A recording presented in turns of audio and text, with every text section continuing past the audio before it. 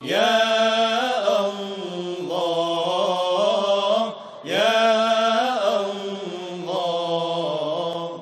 یا اللہ یا اللہ اللہ یا اللہ اللہ یا اللہ جل اللہ یا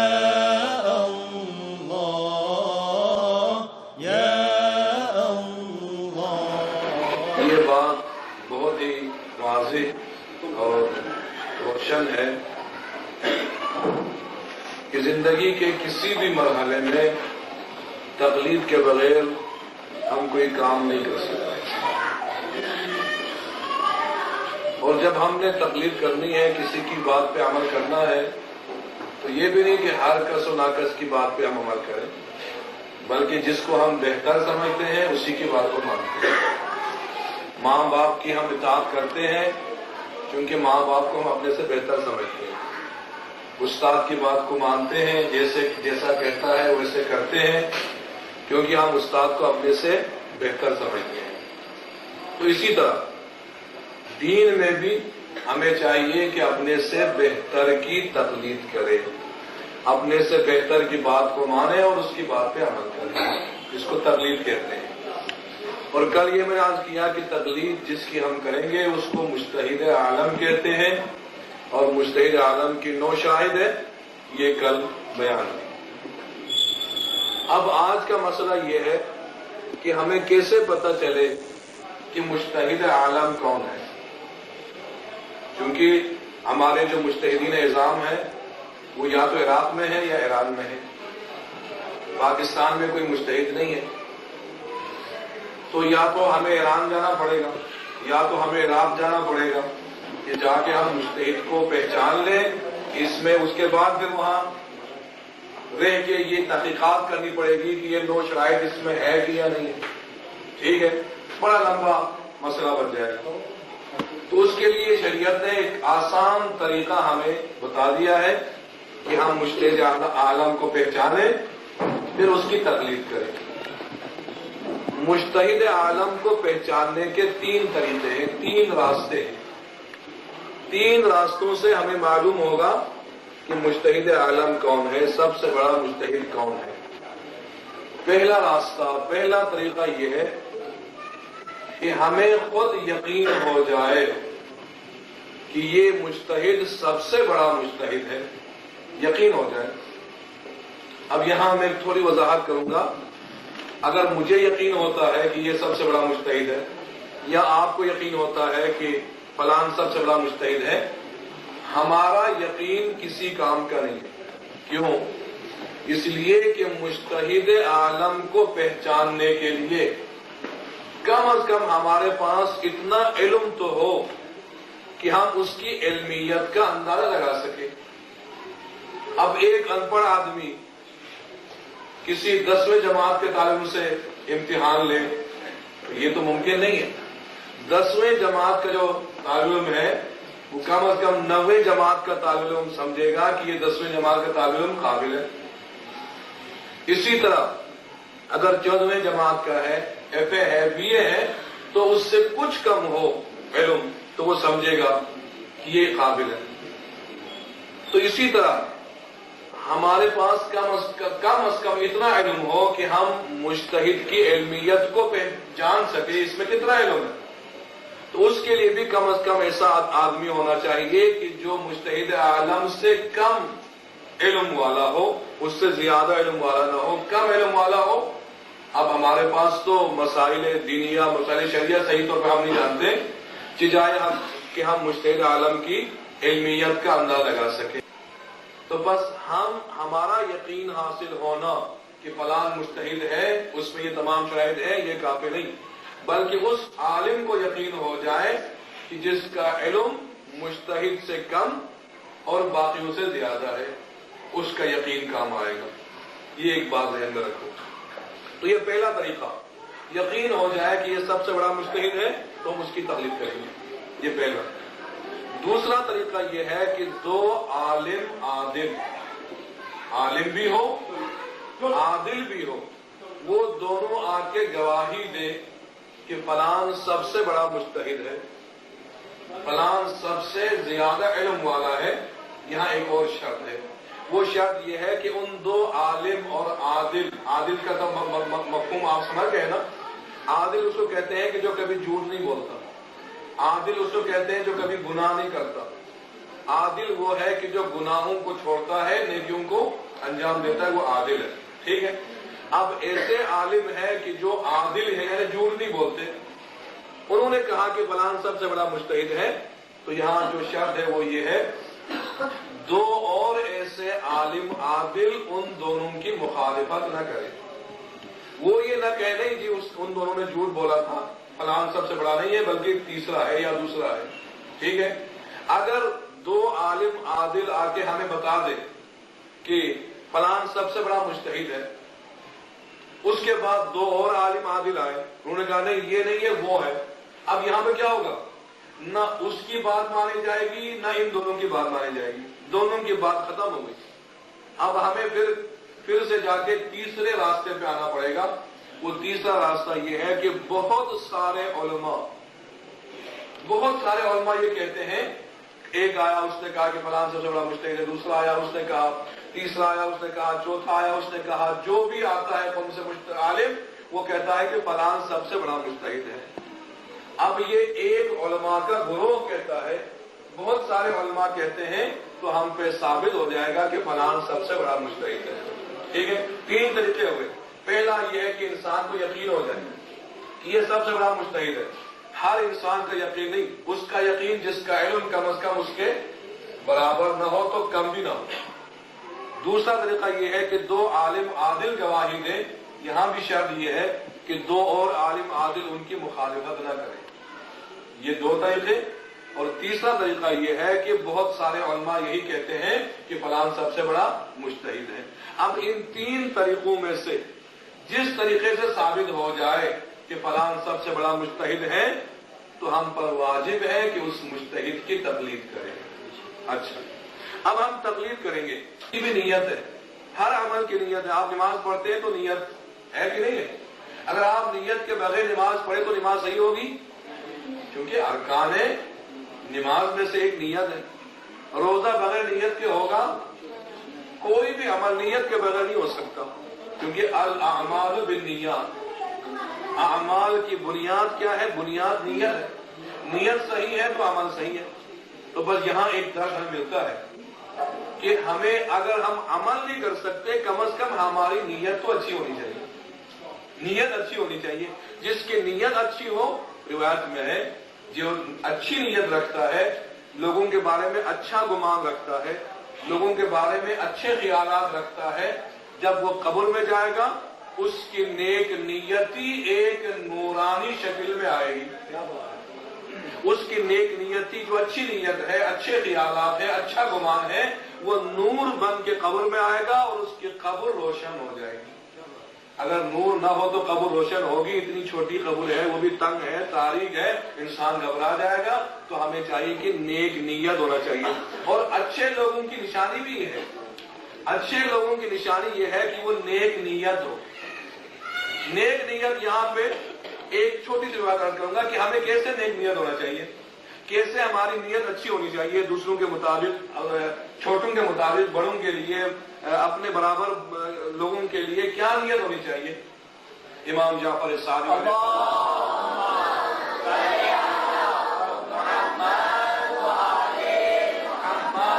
ارشاد فرماتے ہیں کہ اگر آپ کی ملاقات ہو جائے کسی بڑے سے، اس بڑے کو بھی اپنے سے بہتر سمجھو کہ یہ نیک ہے مجھ سے، میں گناہگار ہوں، یہ نیک ہے۔ کیوں؟ اس لیے کہ یوں سوچو کہ اس کی عمر زیادہ ہے تو اس کی نیکیاں بھی زیادہ ہے۔ کیا بات ہے؟ مثبت انداز سے، اچھے انداز سے، عمر زیادہ ہے تو نیکیاں بھی زیادہ ہے، مجھ سے نیکیاں زیادہ کی ہے۔ اگر آپ سے کوئی چھوٹا مل جائے اس کو بھی اپنے سے بہتر سمجھو۔ کیوں؟ اس لیے کہ آپ یوں سوچے دل میں کہ اس کی عمر کم ہے تو گناہ بھی کم ہے۔ بھئی یہ چھوٹا بچہ، ابھی اس نے گناہ ہی نہیں کیا، میری عمر اتنی زیادہ، مجھ سے زیادہ گناہ ہو گئے ہوں گے، اس سے ابھی ممکن ہے ایک گناہ بھی نہ ہوا ہو۔ عمر کم تو گناہ بھی کم۔ دیکھیں اس انداز سے بھی اپنے سے چھوٹے کو اچھا سمجھو. اگر آپ کے ہم ہے، دوست ہے، ہم کلاس ہے، ساتھی ہے، اس کو بھی اپنے سے بہتر سمجھو. کیسے؟ بھئی عمر تو برابر ہے لیکن ممکن ہے اس کی نیکیاں مجھ سے زیادہ ہو. اب نیکیاں دیکھیں اس انداز سے سوچنا. یہاں ایک چھوٹا سا واقعہ میں نے سنانا چونکہ ہمارا درس کا سلسلہ اخلاقیات اور مسائل سے دونوں ملا ہوا ہے. اس میں اخلاقیات بھی ہے، مسائل بھی ہے.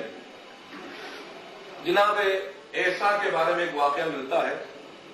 حضرت عیسیٰ نے، عیسیٰ کون سا نبی ہے بھائی؟ ہمارے نبی کے سے پہلے جو آخری نبی ہے نا، وہ تو عیسیٰ ہے. کہاں ہے آج کل؟ اچھا آپ سے میں ایک سوال کروں گا کہ ایک وقت آئے گا کہ ایسا زمین پہ آ کے ایک ہستی کے پیچھے نماز پڑھیں گے. اچھا جی آپ بتائیں بیٹا کھڑے ہو کے.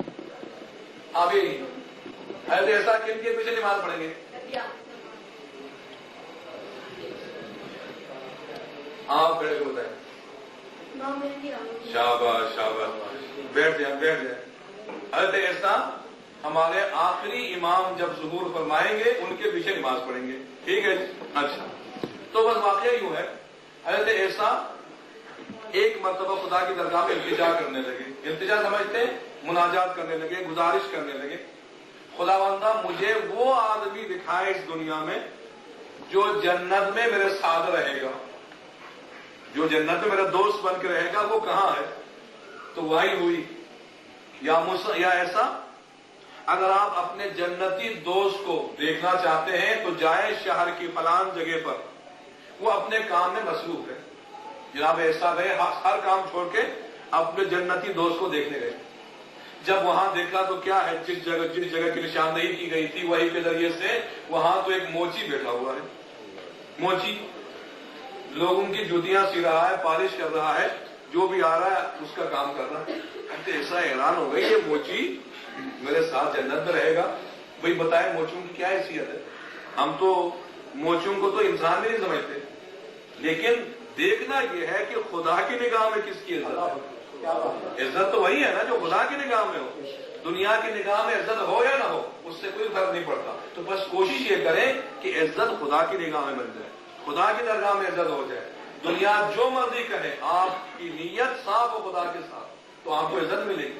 ایسے ایسا دیکھتے رہیں کہ اس کا کون سا کام ایسا ہے، کون سا عمل ایسا ہے جس کی وجہ سے یہ میرے ساتھ جنت میں جائے گا. دیکھتے رہیں. دیکھا کہ کوئی ایسا عمل نہیں، صرف یہ جوتیاں سی رہے ہیں اور پالش کر رہے ہیں، کام چل رہا ہے. تو ایسے ایسا ایک مرتبہ ان کے قریب گئے، جا کے بھائی پوچھا کہ بھائی بتاؤ تمہارا سب سے بہترین عمل کون سا ہے؟ تو کہا کہ میں گناہگار ہوں، معصیت کار ہوں، میرے کوئی عمل نہیں ہے. جب آپ نے اصرار کیا، زیادہ تاکید کی، تو اس نے کہا کہ اگر میرا کوئی عمل بہتر ہے تو بس ایک بات مجھ میں ہے جو کسی کو پتہ نہیں. آپ نبی اللہ ہے اس لیے میں بتا رہا ہوں. وہ بات یہ ہے کہ جب بھی میرے پاس کوئی آتا ہے جوتی سلانے کے لیے، پالش کے لیے، کسی کام سے میرے پاس آتا ہے جس سے میری ملاقات ہو جاتی ہے تو میں یقین کر لیتا ہوں کہ یہ شخص مجھ سے بہتر ہے. کیا نیت دیکھو کیسی نیت ہے. تو جناب عیسیٰ نے کہا ہاں یہی تمہاری نیت ہے جس کی وجہ سے تو جنت میں میرے ساتھ رہے گا. تو ہمیں بھی چاہیے کہ نیت صاف رہے. تو اب نیت کی بات چلی تھی تو تقلید کی نیت ضروری ہے. ہر عمل کی نیت ہے کہ نہیں؟ نیت کرو، عمل کرے یا نہ کرے. عمل ہو سکے تو بہت اچھا. روایت میں ہے اگر انسان نیت کرتا کہ میں یہ اچھا کام کروں گا، یہ نیک کام کروں گا، یہ بہتر کام کروں گا، نیت جس دن کی اس دن سے نیکیاں لکھنی شروع ہو جاتی. فرشتے نیکیاں لکھتے جاتے ہیں. جب وہ عمل انجام دیتے ہیں تو پھر وہ نیکیاں وہاں تک جس وقت نیت کی ہے اور جب تک وہ نیکی انجام دیتا ہے سارا زمانہ نیت کے حصے میں آ جاتا ہے. لیکن خدا کی یہ رحمت ہے ہم پر، اگر انسان برائی کی نیت کرتا ہے، کسی کو قتل کروں گا، کسی کو گالی دوں گا، کسی کی غیبت کروں گا، کسی کو ماروں گا، اذیت دوں گا، تو وہ نیت بری ہے لیکن خدا فرشتوں کو روکتا ہے. بلکہ یہاں تک روایت میں ہے کہ جب وہ برائی کرتا ہے پھر بھی خدا فرشتوں کو ایک ہفتہ تک روکتا ہے. ایک ہفتہ تک فرشتوں سے کہتا ہے کہ نہ لکھو. ممکن ہے اسی ہفتے کے دوران یہ پشیمان ہو جائے، ممکن ہے اسی ہفتے میں وہ توبہ کر لے، گناہوں کو چھوڑ دے. ایک ہفتے کی مہلت کے بعد اگر اس نے توبہ نہیں کی پھر گناہ لکھا جاتا ہے. یہ خدا کی رحمت ہے ہم پر. تو تقلید کی نیت بہت ضروری ہے. تو نیت کیا ہے؟ نیت آپ یوں کریں گے میں فلان مجتہد کی تقلید کرتا ہوں واجب قربتاً اللہ. اب نیت ہو گئی. اب نیت کے بعد اس مجتہد کے فتوے پہ عمل کرنا ہے. اس مجتہد کا جو بھی فتوا ہوگا اس فتوا پہ عمل کرنا ہے. اب ایک بات یہاں پہ میں پھر پیچھے کی طرف چلا جاؤں گا. کب ہم پہ تقلید واجب ہے؟ جب ہم بالغ ہو جائیں. بالغ ہونے سے پہلے تقلید واجب نہیں ہے. ٹھیک ہے. اب یہاں پہ بڑی وضاحت کروں گا. بچہ بھی بالغ ہوتا ہے, بچی بھی بالغ ہو جاتی ہے, لیکن بچہ دیر سے بالغ ہوتا ہے, بچی جلدی بالغ ہو جاتی ہے. ٹھیک ہے. اب بالغ ہونے کی کتنی علامتیں ہیں؟ آپ میں سے اگر کوئی بتا سکتا ہے تو بتائیں. کتنی علامتیں ہیں بالغ ہونے کی؟ جی کھڑے ہو کے بتائیں. آپ 3 علامتیں ہیں بالغ ہونے کی. کتنی ہیں؟ 3 علامتیں ہیں. بیٹھے آپ بعد میں خود تشریح کروں گا. 3 علامتیں ہیں. سب سے پہلی علامت یہ ہے کہ منی خارج ہو جائے, احتلام ہو جائے. چاہے اس کی عمر 12 سال کیوں نہ ہو, 13 سال کیوں نہ ہو, 10 سال کیوں نہ ہو, جس دن اخراج منی ہو گیا اسی دن وہ بالغ ہے. ٹھیک ہے. اس دن نماز بھی واجب, روزہ بھی واجب, تقلید بھی واجب, ہر چیز. سب سے پہلے تقلید, پھر اس کے بعد باقی مسائل. یہ پہلی نشانی. دوسری نشانی یہ ہے کہ انسان کے ناک کے نیچے بال آ جائیں. اب وہ بال چاہے 12 سال کی عمر میں آ جائیں, چاہے 10 سال کی عمر میں آ جائیں, چاہے 15 سال کی عمر میں آ جائے, جس دن آ جائے, جس مہینے میں آ جائے, وہ بچہ بالغ ہو جاتا ہے. وہ بالغ ہو جاتا ہے, چاہے بچہ ہو یا بچی, وہ بالغ ہو جاتے ہیں. یہ 2 علامتیں. اب یہ 2 علامتیں نہ ہو تو پھر تیسری علامت ہے. وہ کیا ہے؟ وہ تیسری علامت یہ ہے کہ بچی ہو تو 9 سال پورے ہو کے 10ویں سال میں جائے, بچہ ہو تو 15 سال پورے ہونے کے بعد 16ویں سال میں جائے. تو جس دن 9 سال پورے ہو جائے, جس دن بچے کے لیے 15 سال پورے ہو جائے, وہ بچہ کیا ہو جاتا ہے؟ بالغ ہو جاتا ہے. جب بالغ ہو جائے بچہ یا بچی, اسی وقت سب سے پہلی نیت اس پر یہ ہے کہ وہ تقلید کی نیت کرے. میں فلان مجتہد کی تقلید کرتا ہوں یا کرتی ہوں واجب قربت اللہ. اب اس کے بعد اس مجتہد کے فتوے پہ عمل کرے. اب یہاں تک بات سمجھ میں آ گئی کہ یہ شرائط ہے مجتہد کی اور یہ پہچان کے طریقے ہیں مجتہد کے. اب جب ہم نے مجتہد کو پہچان لیا, اس کی تقلید کی نیت بھی کر لی, اب نیت کرنے کے بعد کیسے اس کے فتوا کو ہم حاصل کریں گے؟ کیونکہ تقلید کا مطلب میں نے پہلے بتایا, تقلید کا مطلب یہ ہے کہ مجتہد عالم کے فتوے پہ عمل کرنے کو کیا کہتے ہیں جی؟ تقلید کہتے ہیں. اب مجتہد کا فتوا ہم کیسے حاصل کریں؟ مجتہد بیٹھا ایران میں یا عراق میں, ہم یہاں بیٹھے ہیں, کیسے ان کا فتوا حاصل کریں تاکہ ہم اس پہ عمل کر سکیں؟ مجتہد کا فتوا حاصل کرنے کے 4 طریقے. کتنے طریقے ہیں جی؟ 4 طریقے ہیں. پہلا طریقہ یہ ہے کہ ہم خود مجتہد کے پاس جاتے ہیں زیارت کے لیے, دست بوسی کے لیے جاتے ہیں, تو مجتہد اپنا فتوا بیان کرتے ہیں کہ یہ نماز کے مسائل ہے, یہ روزے کے مسائل ہے, یہ حج کے مسائل ہے, یہ خمس کے مسائل ہے. خود بیان کرتے ہیں, ہم سنتے ہیں. جب ہم خود مجتہد سے سنے, جیسے مجتہد نے کہا ویسے عمل کرنا ہمیں واجب ہے. یہ پہلا طریقہ. دوسرا طریقہ یہ ہے کہ ہم تو نہیں جا سکتے مجتہد کے پاس, لیکن 2 عادل آدمی, یعنی وہ جو جھوٹ نہیں بولتے, گناہ نہیں کرتے, 2 عادل آدمی ایران گئے, مجتہد سے ملاقات کی, فتوا مجتہد سے انہوں نے پوچھا, آ کے ہمیں بتا دیا کہ بھئی فلان مجتہد کا یہ فتوا ہے. اب ان دونوں پہ عادل ہے تو ہمیں اعتبار کرنا پڑے گا, کیونکہ جہاں عدالت کی بات آتی ہے وہاں آپ چاہے دل مانے یا نہ مانے, ان کی بات ہم پہ ہو جاتا ہے. تو ان دونوں کی بات کو ہم لیں گے, جو مجتہد کا فتوا ہے اس پہ عمل کریں گے. 2.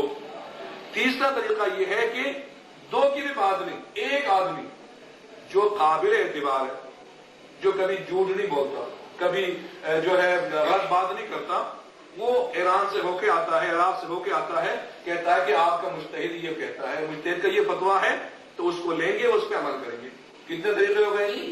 3. اور چوتھا طریقہ یہ ہے کہ مجتہد کی مصدقہ کتاب, یعنی وہ جو خود مجتہد نے تصدیق کی ہے کہ میری کتاب ہے, اس پہ عمل کر سکتے ہیں. آپ دیکھیں گے کہ ہر مجتہد کی کتاب پہ مہر بھی لگی ہوئی ہے اور ان کے دستخط بھی ہے, اور لکھا ہوا ہے کہ یہ کتاب میری ہے, مسائل میرے فتوا کے مطابق ہیں, اس پہ ہم عمل کر سکتے ہیں. ایسی اگر مجتہد کی کتاب مل جائے, اس کا نام کیا ہے جی؟ اس کتاب کو کہتے ہیں توضیح المسائل. تو جس مجتہد کی ہمیں تقلید کرنی ہے اس کے توضیح المسائل ہمیں مل جائے تو ہم اس کے مسائل پہ عمل کریں گے. تو مجتہد کے فتویٰ حاصل کرنے کے 4 طریقے. پہلا یہ ہے کہ ہم خود ان کا فتویٰ سنیں. دوسرا یہ ہے کہ 2 عادل ان کا فتویٰ ہم تک پہنچائیں. تیسرا یہ ہے کہ ایک قابل اعتبار آدمی ان کا فتویٰ ہمیں بتا دے. اور چوتھا یہ ہے کہ مجتہد کی توضیح المسائل مل جائے ہم اس پہ عمل کریں گے. یہ کتنے ہوئے؟ یہ 4 طریقے. اب آپ نے مجتہد کی تقلید کی.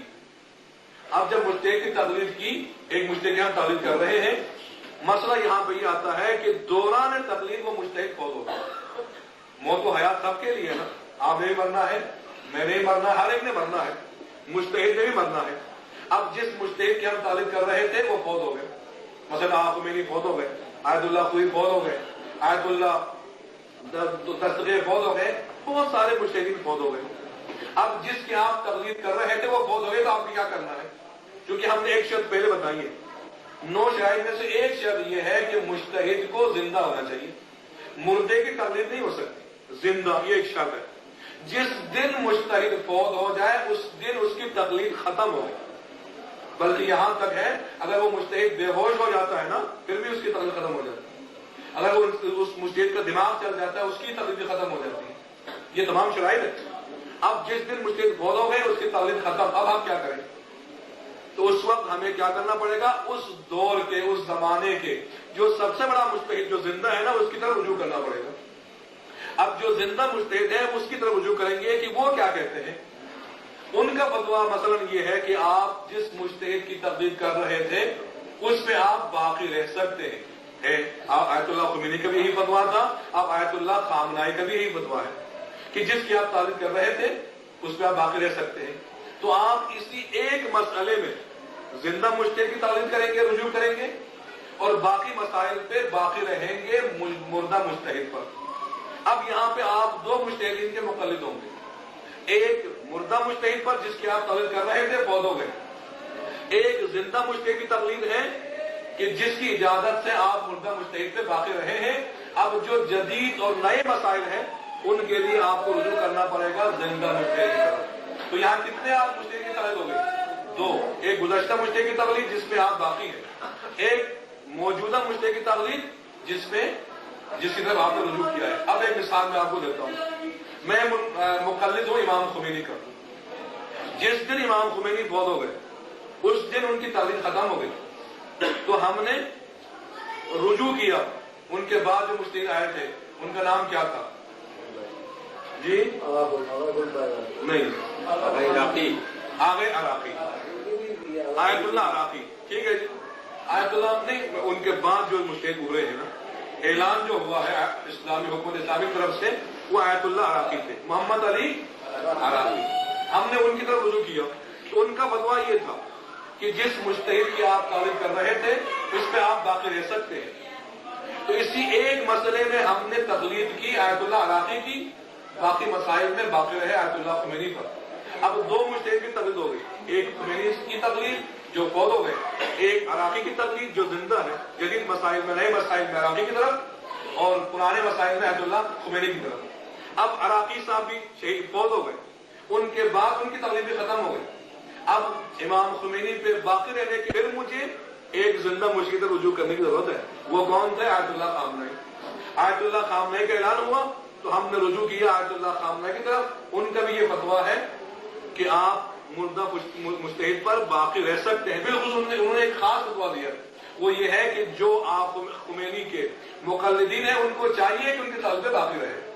اب اس ایک مسئلے میں ہم نے تقلید کی آیت اللہ خامنائی کی، باقی مسائل میں ہم باقی ہیں امام خمینی پر. اب نئے مسائل میں ہم رجوع کریں گے خامنائی کی طرف، پرانے مسائل میں ہم تقلید کریں گے آیت اللہ خمینی کی طرف. تو یہ ایک مسئلہ یہاں واضح ہو.